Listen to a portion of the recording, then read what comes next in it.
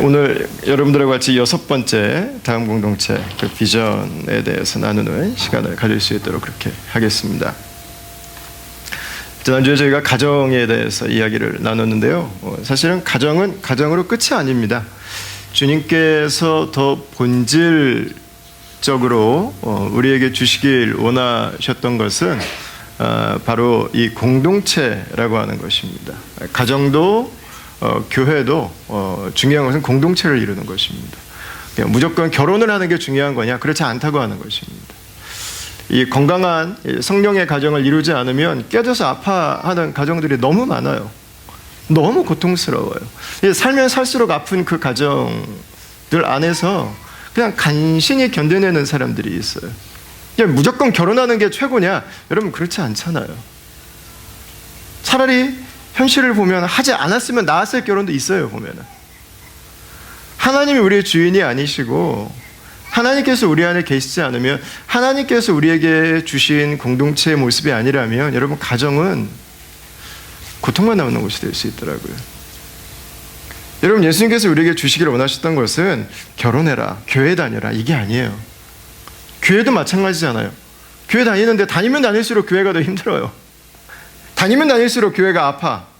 내 평생 교회 가고 싶지 않다. 이런 이 생각이 들 정도로 뭔가 이 교회에 대해서 건강하지 못한 모습들이 있으면 교회를 다니는 것 자체가 우리에게 어려운 시간들이 될 수 있어요. 결혼을 했냐, 교회를 다니냐, 이거보다 더 중요한 것은 뭐냐면 그 가정을, 그 교회를 이끌어가는 힘이 무엇이냐는 것입니다. 왜 이렇게 많은 가정들이 아파하고 많은 교회들이 고통 가운데 있는가? 여러분 죄의 공동체를 이루고 있기 때문에 그렇습니다. 죄의 공동체. 죄가 다스리는 공동체를 살아가고 있는 것입니다. 누군가 이 군림하려고 하는 힘의 헤게모니가 다스리는 그 공동체에 붙잡혀 있는 것입니다. 예수님의 이름으로 모였음에도 불구하고 세상의 힘의 시스템을 가지고 있으면 그 교회는 건강할 수가 없어요.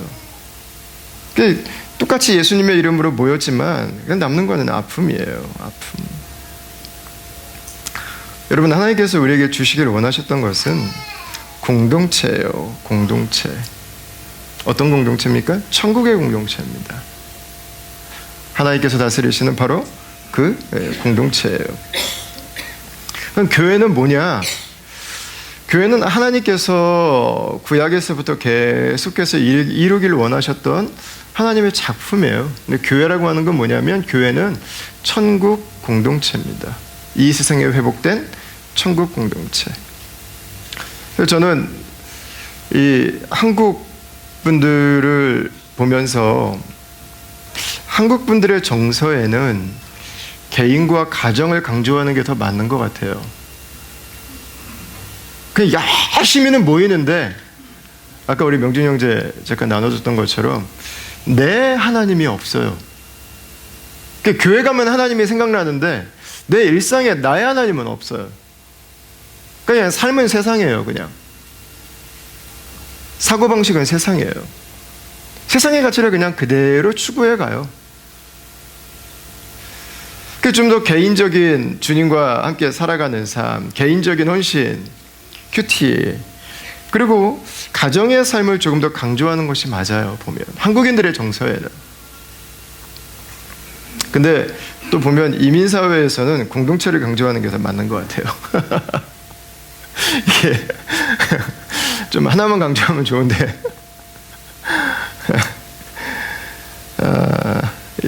이민사회는 공동체가 세워지는 게 너무 어려워요.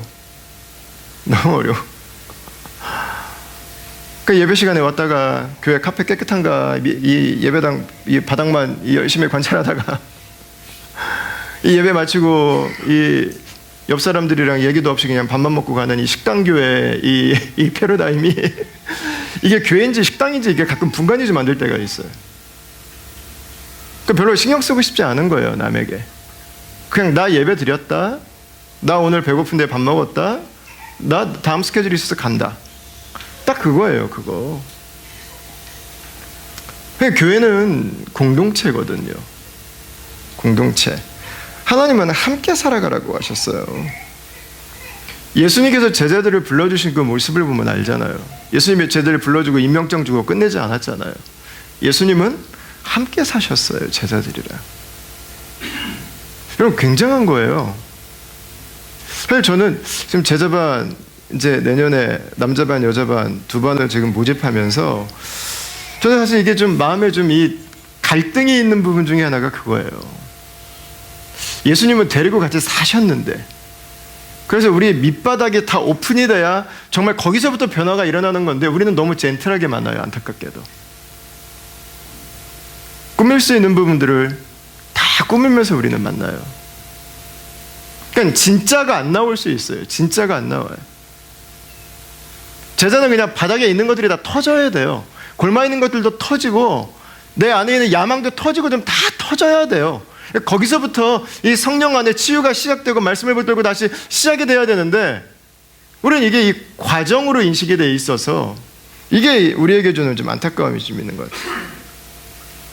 여러분, 예수님은 교회를 생각하실 때요, 공동체를 생각하셨어요. 같이 사셨어요, 같이. 그러니까 예수님을 옆에서 보게 하셨어요. 예수님이 어떻게 말하시는지, 예수님이 대적들을 어떻게 대하시는지, 예수님 마음속에 무엇이 있는지를 가르치신 게 아니라 보여주신 거예요. 그게 제자 훈련이었어요.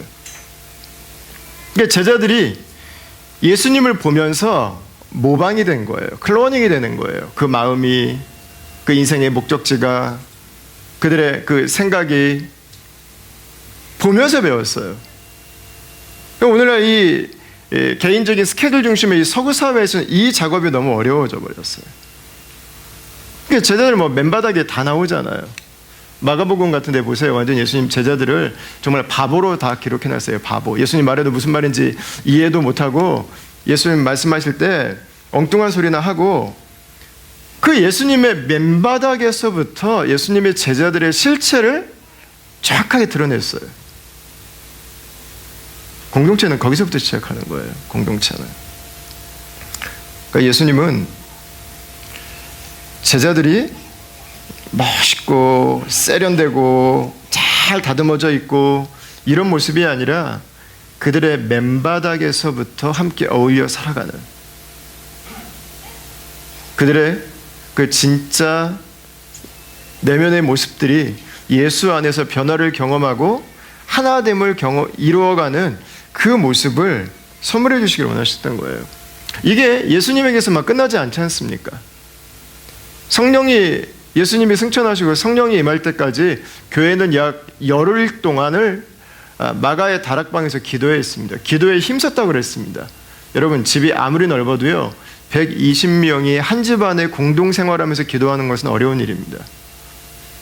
네, 초대교회는 열흘 동안을 같이 지냈어요. 이건 뭐 한 거예요? 볼 거 못 본 거 다 본 거예요. 뭐 했어요? 같이 살았어요. 같이 살았어. 그게 교회예요. 그게 교회.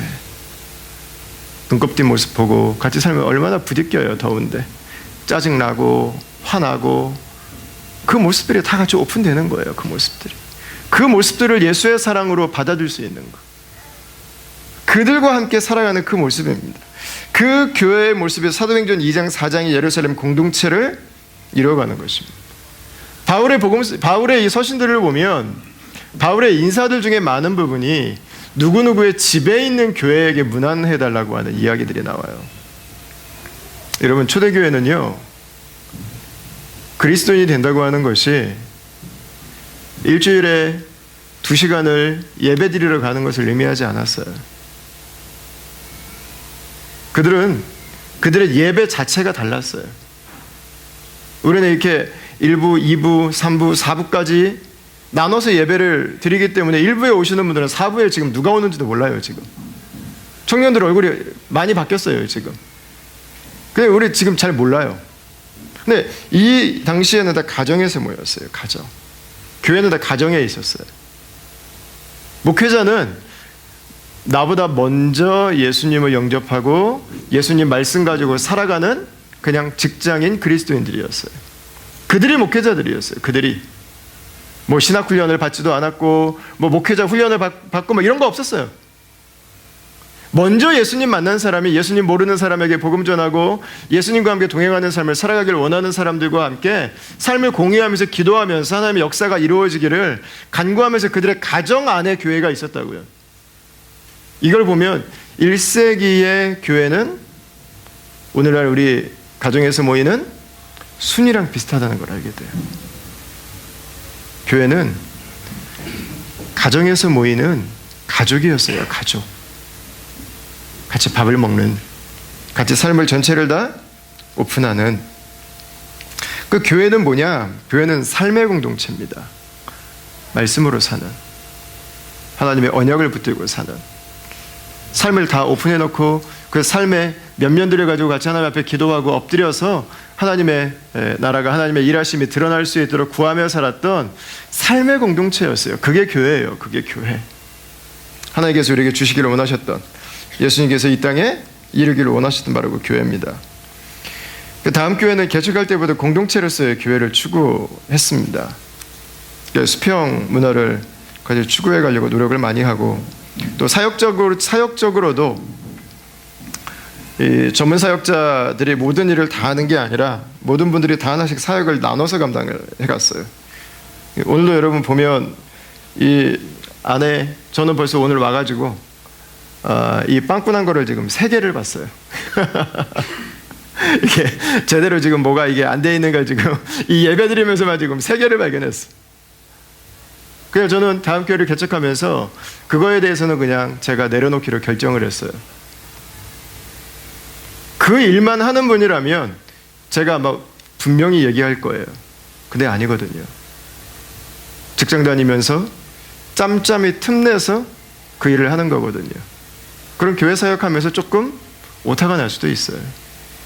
여러분 가운데서 교회 주보를 보시거나 어떤 내용들을 보시면서 어떻게 이럴 수가 있어 하시는 분들 계시면 그 부분을 조금 이해해 주셔야 돼요. 아, 직장 다니면서 오늘 지금 2주째 감사 제목 못 나갔죠? 예. 주보를 만드는 프로세스가 4단계로 거쳐가면서요, 또 막 이게 저희가 일주일 동안 천천히 준비하는 게 아니라 일하시다가 갑자기 와서 그걸 준비하고 또 다시 일터로 돌아가고 그러면서 또 주고받고 하면서 이게 미싱되는 포인트들이 많아요. 제가 이거에 대해서 열받기로 작정을 하면 아마 제가 사역을 못할 거예요. 근데 공동체는 그걸 기다려줄 수 있어야 돼요. 그걸 용납해줘야 돼요. 그래야 같이 할 수 있어요. 그래야 모두가 참여할 수 있어요. 예. 어떤 분들은 공동체라고 하는 단어 자체가 조금 불편하신 분들도 있죠. 공동체 그러면 이단 아니에요? 뭐 이제 이 모든 교회 안에서 잘 안 쓰는 단어이기 때문에 그렇습니다. 어떤 분들은 수직적인 구조가 좀 편안합니다. 특히 한국에서 군대를 다녀오신 분들은 수직적 구조가 편합니다. 그냥 딱 잡고 명령 쫙 해서 그냥 까라묵까 하는 정신으로 그냥 가면 오히려 더 편한 분들이 계세요. 근데 같이 가는 것은 그렇지 않거든요. 이게 좀 어려워 하시는 분들이 계세요. 또 어떤 분들은 행사하고 일중심 교회에서 신앙생활을 하셨기 때문에 우리가 공동체로 함께 살아가는 부분들에 대해서 어려워하는 부분도 있습니다. 여러분, 공동체를 이룬다고 하는 것은 이 교회 좀 특별하네? 여러분, 그 개념이 전혀 아니에요. 이 목사는 남들 안 하는 걸 하려고 그러는데 여러분, 그 얘기가 전혀 아닙니다. 공동체는 하나님의 디자인입니다. 하나님의 계획이에요. 내가 원하는데 원하지 않는 데를 논할 문제가 아니에요. 하나님께서 디자인하신 교회는 공동체예요. 공동체. 함께 살아가는 것이죠. 그래서 성경에서는 계속 교회에 대해서 하나님을 아버지로 모신 가족이라는 그림으로 설명하고 예수님이 머리이신 몸으로 설명을 해가고 있습니다. 근데 우리가 살아가고 있는 이 땅에서 공동체는 큰 이 도전들에 있는 것 같아요. 첫 번째 도전은 우리가 살고 있는 이 호주의 문화입니다. 우리가 살고 있는 문화 자체가 굉장히 개인주의적이에요. 공동체를 위한 헌신 별로 밸류 두지 않아요. 항상 내 스케줄이 더 중요해요. 항상 내 일정이 더 중요해요. 공동체가 뭐가 필요한가? 별로 내가 관심이 없으면 뭐 별로 신경 쓰지 않아요. 여러분 가끔 여러분들에게 어떤 사역에 대한 요청이 갈 때가 있을 거예요. 그럼 여러분 내가 할 수 있나 할 수 없나 너무 고민하지 않았으면 좋겠어요. 예. 오히려 우리에게 더 지금 중요한 것은 이 중에서 시간 넘쳐서 하는 분 아무도 없어요. 그 일을 여러분들에게 이야기하는 것은 수고 더 하라는 거예요. 예. 공동체를 위해서 조금 더 고생하라는 거예요. 내가 할 수 없는데요, 내가 바쁜데요, 다 알아요. 다 못해요. 할 수 없어도 괜찮아요. 할 수 없는 사람이 하면 하나님이 능력도 더 많이 주시고 힘도 더 많이 주세요. 개인주의에 대한 이 엄청난 도전을 저는 계속 더 크게 느껴요. 이게 이민사회를 앞으로 섬겨가면서 우리가 풀어가야 되는 정말 큰 도전이라는 생각이 들어요. 또 하나의 도전은 사람의 공동체를 만들어가는 것입니다. 교회를 사람의 공동체를 만들어가는 거예요. 내가 해야 되는 부분만 딱 하고 그 외의 시간들은 내가 원하는 모임을 중심으로 이루어갑니다. 여러분, 저는 교회 안에서 여러분들이 골프를 치든 축구를 하든 저는 여러분들이 개인적인 관계를 가질 수 있다고 생각해요. 그러나 교회가 여러분들의 동호회가 아니라는 건 기억하셔야 돼요. 기도하는 곳에, 우리가 하나님 말씀 앞에 나아가는 곳에는 자리가 텅텅 비어 있는데 우리의 취미생활이나 동호회 중심으로만 모임이 형성이 된다면 여러분 죄송하지만 그 교회는 저는 있을 필요가 없다고 생각해요. 예. 교회는 이민사회 외로움을 달래기 위해 존재하지 않아요. 그건 우리의 삶의 한 부분이 될 수는 있어요. 그러나 교회는 하나님의 것이에요. 교회는 성령께서 주인 되신 곳입니다. 우리가 먼저 어디에 있어야 되는지에 대해서 명확하게 해줘야 돼요. 예. 하지 마시라는 건 아니에요. 하세요. 예. 제가 이 말씀을 드리는 이유는 교회가 약화되는 것에 대한 우려 때문인가? 여러분 그렇지 않아요. 하나님이 우리에게 공동체를 주셨다고 하는 것은요, 사람은 개인용이 아닙니다. 사람은 공동체용입니다. 그렇게 만들어졌어요. 쉽게 말하면 사람은 트랜스포머가 아니에요. 우리 개인은 트랜스포머가 아니라 레고예요. 레고. 우리는 함께 이루어가도록 만들어졌지, 우리는 나 한 사람이 완벽하기 때문에 다른 사람 다 필요 없고 나의 길을 가도록 만들어지지는 않았다고 하는 것입니다. 공동체가 약화된다고 하는 말은요, 다른 식으로 표현을 하면 내 삶이 약화되는 거예요. 공동체가 없다고 하는 것은. 공동체가 없다고 하는 것은 하나님 나라의 임팩트가 이 세상에서 상실돼 가고 있다고 하는 것입니다. 사실 모든 사람들은 이 하나님에 대한 굉장히 강력한 열망을 가지고 있습니다. 우리가 잘 인정하고 싶지 않아서 그렇지 우리 내면에는 이 외로움이라고 하는 굉장히 큰 이 공백이 있어요. 겉으로는 독립심과 자부심으로 무장을 하고 있지만 외롭다고 하면 실패자라는 인식을 줄까 봐 우리가 잘 인정하지 않습니다. 그러니까 우리는 외로움을 벗어나기 위해서 우리 노력을 많이 해요.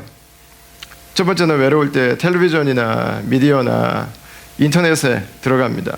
아마 우리도 다 그런 경험들이 있을 거라고 생각합니다. 그러니까 외로우면 자동으로 그냥 텔레비전 리모컨에 손이 가는 거죠. 별로 뭐 볼 것도 없는데 인터넷 일단 마우스에 손이 가서 더블 클릭을 하고 보는 거죠. 근데 미디어는 외로우면 해결책이 되진 않습니다. 그냥 잠깐 망각하게 해주는 거죠. 두 번째 우리가 선택하는 방식은 바쁘게 사는 것입니다. 약속을 많이 만드는 것입니다. 이 사람 저 사람들과의 일정을 많이 만들어 놓는 것입니다.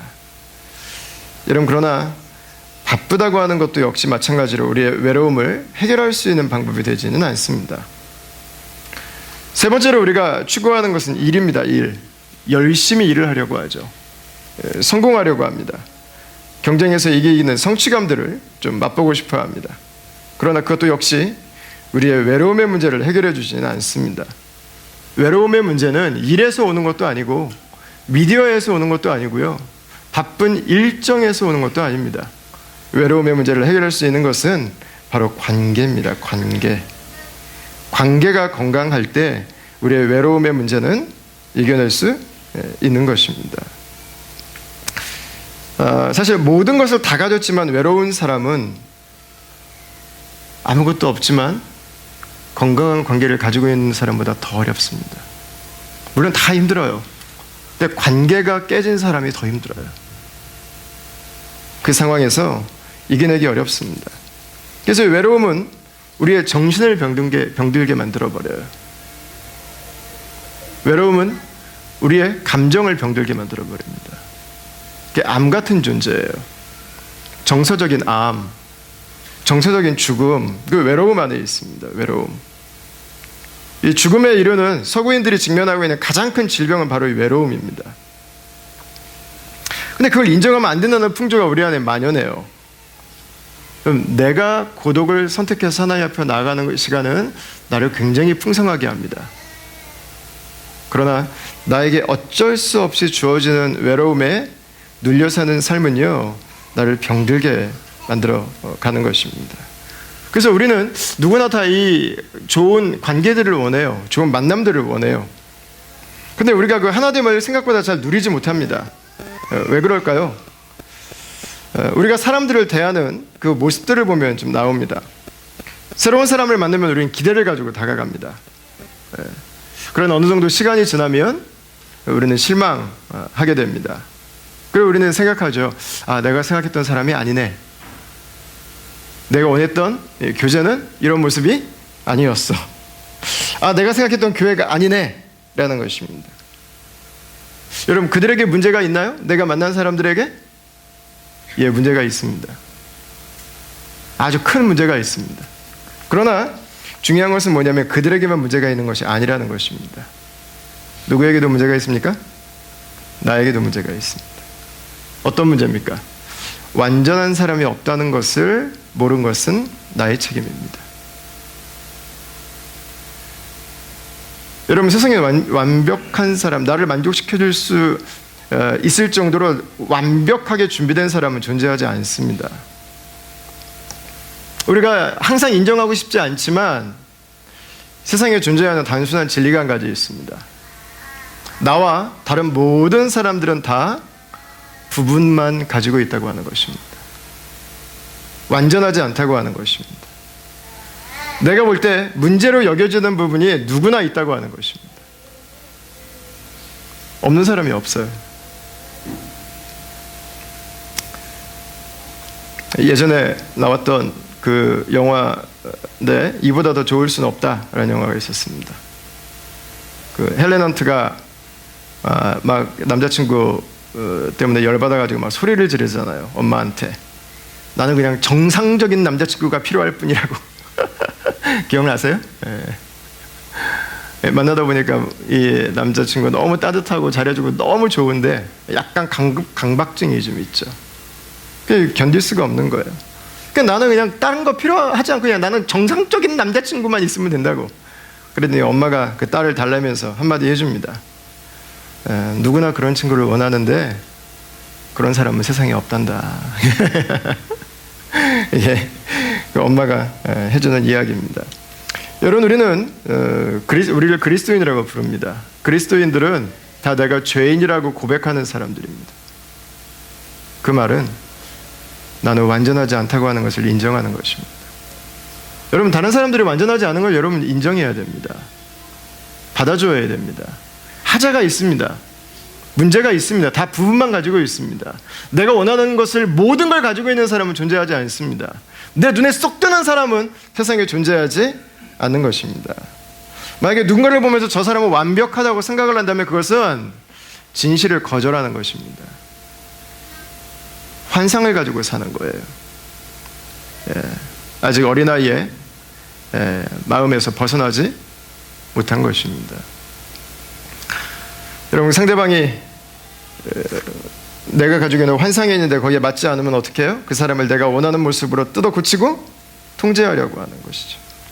성숙한 관계라고 하는 것은 여러분 어떤 관계입니까? 상대를 있는 그대로 받아들여 주는 것입니다. 이게 성숙함입니다. 상대를 바꾸려고 하지 않는 것입니다. 바뀌지도 않습니다. 있는 그대로 상대를 받아줄 때 그 관계를 성숙하다고 이야기를 해요. 그래서 성숙한 부부를 가면 뭐가 있어요? 바꾸려고 하지 않아요. 신혼 때 열심히 싸워서 바꾸려고 해보세요. 근데 좀 지나면 안 된다는 거 이제 알아요. 그걸 이제 받아들이게 되죠. 안 되는 거구나. 이 사람을 이 모습대로 사랑해야 되는 거구나. 여러분, 교회도 마찬가지예요. 교회도 마찬가지. 그래서 오늘 본문 2절 말씀 보세요. 모든 겸손과 온유로 하고 오래 참음으로 사랑 가운데 서로 뭐 하라고 말합니까? 용납하라고 말합니다. 용납해라. 그대로 받아주라고 하는 것입니다. 있는 그대로 받아주라고 하는 것입니다.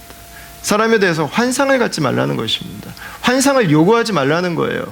나는 당신에게 이런 모습을 원하기 때문에 이런 모습으로 살라고 하지 말라고 하는 것입니다. 그 사람을 있는 그대로를 받아주는 것입니다.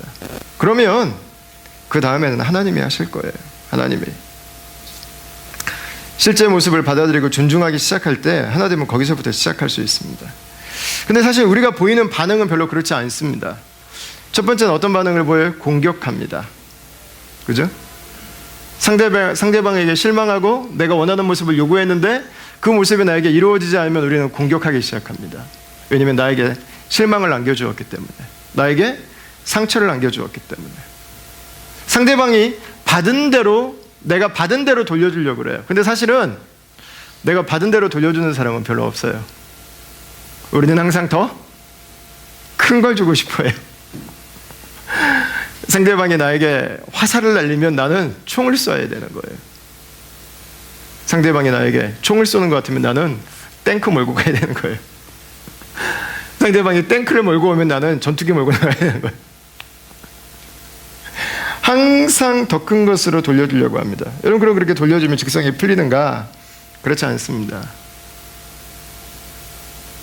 복수는 상대방을 해치지 않아요. 복수는 항상 나를 해쳐요. 원수를 갚는 것은요, 상대방의 인생에 스크래치를 내는 것이 아닙니다. 그것은 나의 인생을 갉아먹어 버리는 것입니다. 여러분들 얼마나 안타깝습니까? 저희 어릴 때 성룡 나오는 취권 뭐 이런 거 보고 자랐는데, 뭐 원수 집안에서 이 아버지 어머니 뭐 일가 친척들 다 죽이고 얘만 간신히 살아남아가지고 어디 그 노승에게 가서 그 무술 배워가지고 몇십 년 동안 젊은 시절 뼈 빠지게 그 무술 배워가지고 복수하고 끝나잖아요. 그럼 내 인생은 뭐예요? 내 인생은 내 인생 어디가 있어? 내 인생. 여러분, 제일 강력한 복수는 뭐예요? 그 사람이 나에게 악을 행했어도, 내가 원하는 걸 주지 않았어도 잘 사는 거예요. 잘 사는 거. 저 인간 이렇게 했으면 인생이 박살나서 그냥 이 밑바닥을 살아야 되는데, 아니요, 그냥 관계없이 잘 사는 거예요. 그냥 행복하게 사는 거예요. 감사하게 사는 거예요. 축복 누리며 사는 거예요. 여러분, 그거보다 더 큰 복수가 어디 있어요? 그 사람들도 인생 살게 만들고 나도 내 인생 사는 거 아니에요. 예. 여러분, 공격하지 않고 그대로 받아줄 수 있기를 바랍니다. 공격하지 않고, 그리고 하나님께서 나에게 주신 그 삶을 살아갈 수 있기를 바랍니다. 복수하기 위해서 칼을 가는 하루하루가 쓰레기처럼 버려지는 거 아니에요. 얼마나 안타깝습니까? 두 번째, 공격하다가 그래도 안 되면 어떻게 돼요? 바꾸려고 계속 공격하다가 싸우다가 그래도 안 되면 어떻게 해요? 결국에는 후퇴해서 숨게 됩니다. 가자지구에 이스라엘이 만든 6m짜리 그 벽이 있죠. 팔레스타인 사람들 그 벽 밖으로 나오지 못하게 하려고 만든 높은 벽이 있습니다. 그 마음의 장벽을 만들어 버리는 것입니다. 안타깝게도 여러분, 이민자들은 이런 모습을 갖기가 참 쉬운 것 같아요. 관계를 언제든지 끊어버릴 수 있고, 관계가 너무 쉽게 연결된다고 하는 그 믿음이 있기 때문에, 여러분, 그렇게 해서 내가 숨는다고 해서 내 외로움의 문제가 해결되거나 내가 더 굉장한 의로운 삶을 살아가는 것은 아닙니다. 자기만 그냥 동떨어져서 여전히 머물러 있게 되는 것이죠. 요즘에 한국교회 그 가나안 성도가 약 100만 명 정도가 있다고 해요. 그분들의 가장 큰 이야기는 목회자와 교회에 대한 실망입니다. 그 마음에 벽을 쌓죠. 숨어버렸습니다. 나오질 않습니다. 여러분, 하나님께서 우리에게 주시기를 원하셨던 것은 나 홀로 의롭게, 나 홀로 아프게, 나 홀로 이 광야를 거니는 삶이 결코 아닙니다. 하나님이 우리에게 주시기를 원하시는 삶은 공동체의 삶이에요. 공동체의 삶. 나오는 것입니다. 사람들에게로 나와야 됩니다. 그 부족한 사람들에게로 나와야 되는 거예요. 그 하자에 있는 사람들과 함께 살아가는 거예요. 그 문제에 있는 사람들과 함께 거하는 거예요. 근데 두 번째 중요한 것은 이 공동체는 하나님의 공동체라고 하는 것입니다. 여러분, 하나님은 우리에게 공동체를 주시기를 원하셨어요. 우리가 회복해야 되는, 그러면 우리들끼리 모여서 잘 사는 교회를 이루어야겠구나가 아니라고 하는 것입니다. 이 교회는 하나님의 교회가 되어야 된다고 하는 거예요. 우리가 지난주에 하나님께서 아담과 하와를 만드시는 그 내용을 같이 나눴습니다. 근데 이 말씀을 보면은요, 하나님께서 여자를 만드신 그 타이밍을 좀 우리가 눈여겨볼 필요가 있어요. 하나님께서 여자를 만드실 때 세상에 아직 죄가 들어오지 않았을 때, 아담이 하나님과 너무 친밀하게 교제하고 있을 때예요. 아담이 하나님과 함께 산책을 하고 그분과 함께 대화를 하고 아담이 하나님과 함께 부족함이 없는 삶을 누리는 바로 그 순간이었다고 하는 것입니다. 그런데 하나님은 그 순간에도 공동체를 생각하고 계셨습니다. 이런 모든 사람들의 마음에는 사람이 채울 수 없는 하나님의 공간이 있습니다. 파스칼의 팡세에서 한 말이죠. 모든 사람들의 내면에는 하나님으로만 채울 수 있는 공간이 있어요. 이걸 다른 걸로 아무리 채우려고 해도 채워지지 않습니다. 그러니까 인간의 인생은 하나님을 만나야 완성이 됩니다. 그렇다고 해서 인간은 하나님만으로 모든 것이 다 채워지는 것은 아니라는 거예요. 인간의 삶에 누가 있어야 돼요? 사람이 있어야 돼요. 하나님은 하나님으로 채워야 되는 부분을 만들어 놓으셨고 동시에 사람으로 채워야 하는 부분도 만들어 놓으신 것입니다. 나 홀로 외딴 섬에서 살아갈 수 있는 사람은 없다고 하는 것입니다. 돈이나 성공이나 바쁜 활동이나 나만의 액티비티로 하나님이 주신 공간을 채울 수도 없고 사람으로 채워야 하는 공간도 채울 수는 없다고 하는 것입니다. 하나님은 우리가 함께 살도록 하셨어요. 처음부터. 하나님의 디자인이에요. 여러분, 예수님은 우리에게 하나됨을 주시기 위해서 오셨습니다. 여기 보시면 십자가가 있습니다. 십자가를 예수 그리스도의 그 속죄와 사역 이상으로 확대 해석하는 건 조금 무리가 될 수도 있지만 십자가가 주는 메시지가 너무 심플하게 정리가 되는 것 같아요. 십자가는 위에서 아래로 향하는 세로축에 있습니다.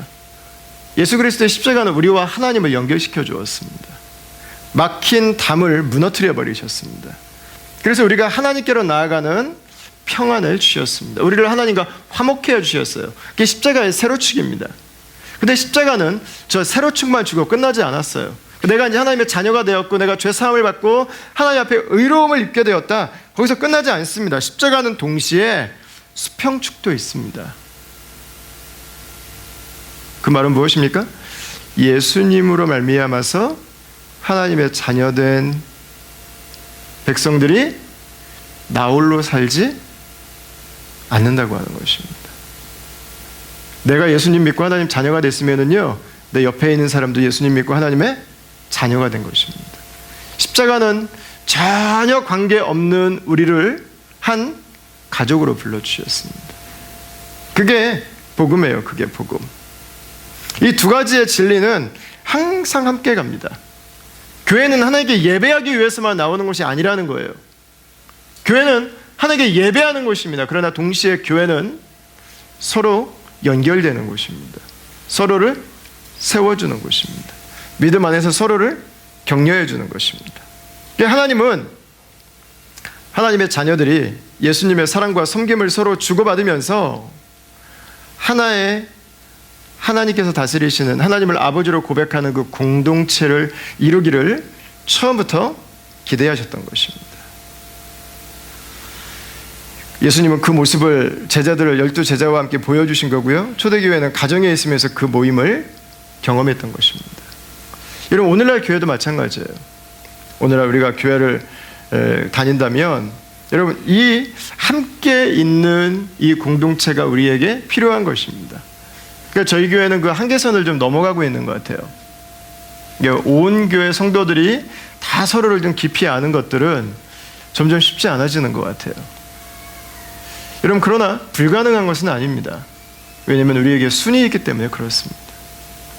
순에서 우리가 깊이 나눌 수 있다면, 순에서 우리가 말씀을 가지고 살아가는 그 여정을 함께 공유하기 시작한다면, 순에서 우리가 한 사람의 아픔을 위해서 기도하기 시작한다면, 여러분, 다른 순에 속해 있는 분이지만 우리가 주일날 만난다면 같은 마음으로 만날 수 있을 거예요.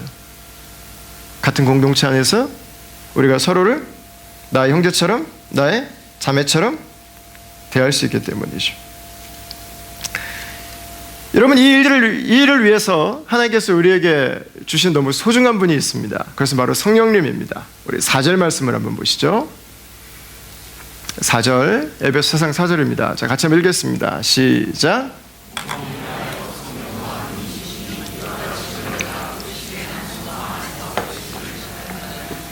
아멘. 교회가 하나다 하는 것입니다. 몸이 하나다. 교회가 하나입니다. 성령도 한 분이시다. 이렇게 말씀하고 있습니다. 여러분, 성령님은 교회를 하나 되게 하시는 분입니다. 어떻게 하나 되게 하세요? 아까 4장 2절 말씀을 다시 한번 보십시오. 모든 겸손과 온유로 하고 오래 참음과 사랑 가운데서 서로 용납하고, 이렇게 이야기하고 있습니다. 여러분, 용납은 사실 쉬운 것이 아닙니다. 용납은 결코 쉽지 않은 것입니다.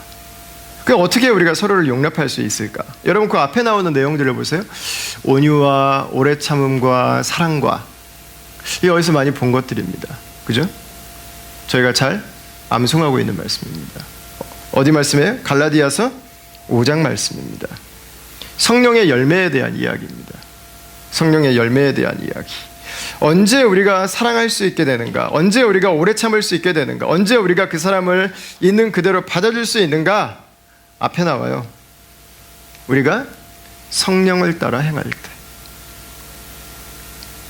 바꿔서 말해볼까요? 본성을 따라 행하면은요, 공격하는 게 맞습니다. 본능만 나온다면은요, 돌아서는 게 맞습니다. 우리의 소욕만 따지면은요, 내 편 만들고 파당 만드는 게 맞습니다. 언제 그 교회가 하나 될 수 있는가? 언제 우리 관계가 이어져 가고, 언제 우리가 관계가 성숙해져 가고, 언제 우리가 죄와 우리 육신의 소욕을 이길 수 있는가? 여러분, 다른 것이 아닙니다. 성령을 따라 살아가는 것입니다. 그때 우리에게는 하나됨을 경험할 수 있는 축복이 주어지기 시작한다고 하는 것입니다. 여러분, 성령님은 어떤 분이세요? 우리를 하나 되게 하시는 분, 우리를 하나로 연결시켜 주시는 분이세요. 우리가 성령님에 대해서 여러 가지를 구하는데, 그 중에 우리가 구해야 되는 가장 중요한 한 가지는 성령은 하나 되게 하시는 분이라고 하는 것입니다. 성령은 우리를 세게 만드는 존재가 아닙니다. 성경은 우리를 더 독하게 만드는 존재가 아닙니다. 성경은 우리를 하나 되게 만드시는 분입니다. 성령을 받았는데 너무 이기적이다, 있을 수 없는 일입니다. 성령을 받았는데 내가 지금 제일 중요하게 살아간다, 있을 수 없는 일입니다. 내가 정말 성령을 받았는지 다시 한번 생각해 봐야 됩니다. 성령은 하나 되게 하시는 영입니다. 하나 되게 하시는 영. 자, 그럼 이 성령 안에서 우리의 삶을 어떻게 해야 될까요? 4장 3절 말씀을 한번 보십시오. 4장 3절입니다. 같이 한번 읽겠습니다. 시작. 평안에 매는 줄로 성령이 하나 되게 하신 것을 힘써 지키라. 아멘. 여러분 정말 감사한 것은 뭐냐면 너네가 하나됨을 만들라고 우리에게 요청하지 않으셨다고 하는 것입니다. 이미 우리에게 하나라고 선포해 주셨습니다. 이미 아버지 안에서 우리는 하나예요. 우리의 일은 뭐냐면 하나됨을 지켜가는 것입니다. 여기에 나오는 힘써라는 단어가 있습니다. 저 힘써라는 단어는 헬라어로 보면은요 굉장히 이 강한 어조를 담고 있어요. 한국말로 하면은 젖먹던 힘을 다해서, 죽을 힘을 다해서 그런 뜻입니다. 저 힘써라는 단어는 고대 올림픽 경기에 출전하는 레슬링 선수들이 연습하는 그 모습에서 나왔습니다. 이런 고대 올림픽 경기에서 레슬링 경기에 참여한다고 하는 것은 한 가지입니다. 고대 올림픽 경기에서 레슬링의 우승자는 자기와 싸웠던 모든 사람을 다 죽이고 올라온 사람입니다. 상대가 죽어야 레슬링 경기가 끝이 났어요. 그들이 훈련을 어떻게 했겠습니까? 힘써서 했습니다. 힘써라는 단어는 뭐예요? 죽지 않을 것처럼 하라는 거예요. 네. 죽을 힘을 다해서 하라는 거예요. 생명을 다해서 이것들을 지켜가라고 하는 것입니다.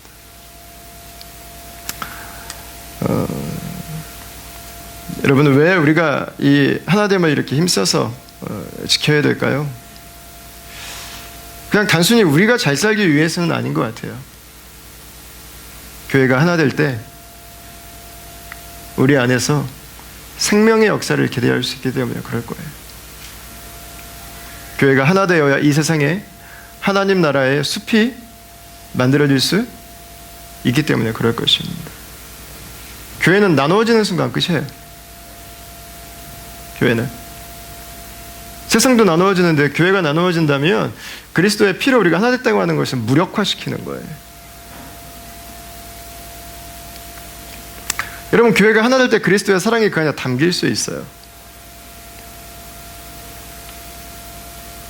여러분 한국인들 중에서 20대 30대 자살률 1위가 여러분 잘 아시는 것처럼 외로움입니다. 사망률 1위가 자살이에요. 그럼 왜 죽습니까? 내 옆에 내 마음을 나눌 수 있는 사람 3사람만 있으면은요 죽지 않아요. 3사람. 3사람이 없어서 자살을 선택해요. 예전에 조정민 목사님이 트위터에다가 이런 글을 한번 올린 적이 있어요. 죽을 힘을 다해 싸우면 둘 다 죽습니다. 죽을 힘을 다해 사랑하면 둘 다 삽니다. 이렇게 이야기했습니다. 여러분 그러면 어떻게 하나 되게 하신 것을 힘써서 지킬 수 있을까요? 다른 거 아닌 것 같아요. 네, 힘써서 지는 것입니다. 힘써서 나를 내려놓는 것입니다. 힘써서 오늘도 십자가로 나가는 것입니다. 힘써서 오늘도 나를 부인하는 것입니다. 여러분 그거예요. 그거. 우리가 어떻게 하나됨을 지키기 위해서 힘쓸 수 있습니까? 뭘 열심히 할 수 있겠습니까? 우리가 때로는 열심히 하면 할수록 하나됨이 깨져요. 여러분 하나됨을 유지해 간다고 하는 것은요 무엇인가를 더 많이 해서 나오는 게 아니에요. 정반대예요. 언제 하나 될 수 있어요? 내가 부인되어야 돼요. 언제 하나 될 수 있어요? 내가 죽어야 돼요. 언제 하나 될 수 있습니까? 내가 내려가야 됩니다. 그러니까 이 말씀은요 이렇게 바꿀 수 있어요. 평안에 매는 줄로 성령이 하나 되게 하신 것을 지키기 위해서 힘써서 지라는 거예요. 힘써서 내려가라는 거예요. 여러분 언제 우리가 질 수 있습니까? 십자가 앞에 갈 때 질 수 있어. 십자가 앞에 갈 때, 십자가의 그 사랑으로 채워질 때.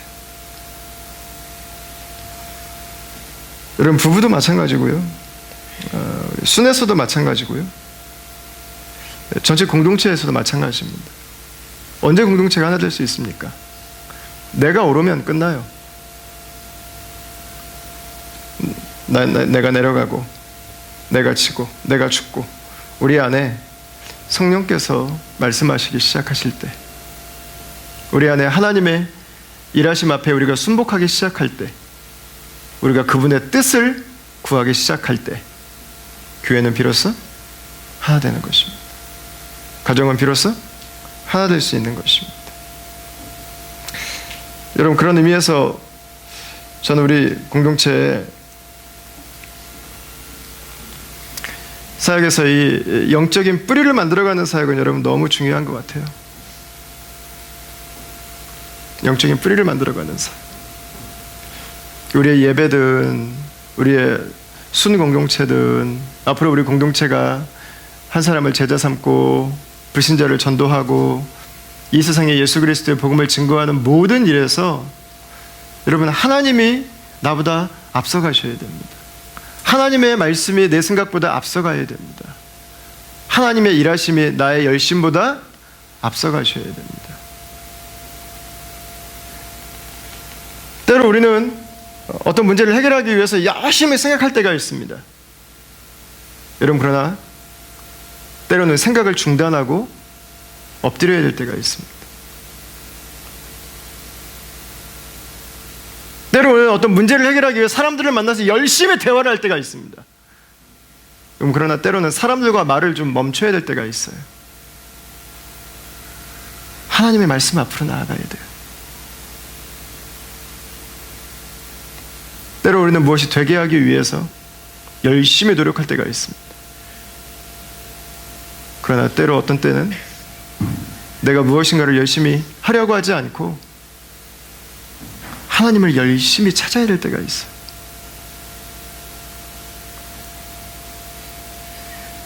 여러분, 저는 교회가 하나 되면서 실패하는 것의 가장 안타까움은 세상의 소망이 끊어지는 거라고 생각해요. 세상의 소망이 끊어지는 것. 에베소서 1장에서 이 3장까지의 말씀에서 사도 바울은 이 세상을 창조하신 영광스러우신 삼위일체 하나님이 우리를 구원하신, 우리와 같이 에베소라고 하는 그 도시의 한 구석에 있는 자들을 구속하신 그 큰 계획과 은혜와 사랑에 대한 이야기를 했습니다. 그리고 나서 4장으로 넘어오면서 사도 바울이 첫 번째로 하는 말이 뭐냐면은 바로 이 하나됨을 힘써 지키라고 하는 것입니다. 여러분, 왜 그렇겠어요? 우리가 하나 될 때 세상이 하나님께서 우리에게 선물해 주시기를 원하시는 그 구원의 완전함을 경험하고 누릴 수 있기 때문에 그렇습니다. 우리가 하나 될 때 세상이 하나님과 함께 살아가는 그 삶의 축복을 누릴 수 있기 때문에 그렇습니다. 여러분, 예수님께서 우리에게 주시기를 원하시던 구원은 죽고 나서 사용할 수 있는 천국 입장 티켓이 아닙니다. 예수님께서 우리에게 주시기를 원하시던 구원은 이 땅에서부터 이미 존재하고 있는 천국 공동체의 한 가족이 되도록 하는 것입니다. 여러분, 다음 교회가 건강하게 하나의 공동체를 세워져 가는 것은 단순히 우리가 좋은 교회가 되는 것이 목적이 아닙니다. 나에게 행복한 교회가 되는 것이 목적이 아닙니다. 이 세상 가운데 하나님께서 영원 전부터 계획하시고 이루고 계시는 그 하나님의 나라를 선물하고 나누기 위해서입니다. 우리 안에서 이루어지는 그 하나님 나라를 경험하기 위해서입니다. 여러분, 오늘 말씀을 기억했으면 좋겠습니다. 평안에 매는 줄로 성령이 하나 되게 하신 것을 힘써서 지키라. 하나님의 공동체로 천국을 이루어가고 천국을 경험하기 위해서, 이 세상에 선물해 주기 위해서 여러분, 한 주간도 예수님 앞에 나아가고 그분의 은혜로 살아가고 그분의 충만으로 살아가고 그분으로 말미암아서 짐으로 이김을 얻는, 내려감으로 더 높이 올라가는 그 하나님 나라의 놀라운 비밀을 경험하고 누리는 그런 다음의 가족들이 다 될 수 있기를 주님의 이름으로 축원합니다. 이 시간에 함께 우리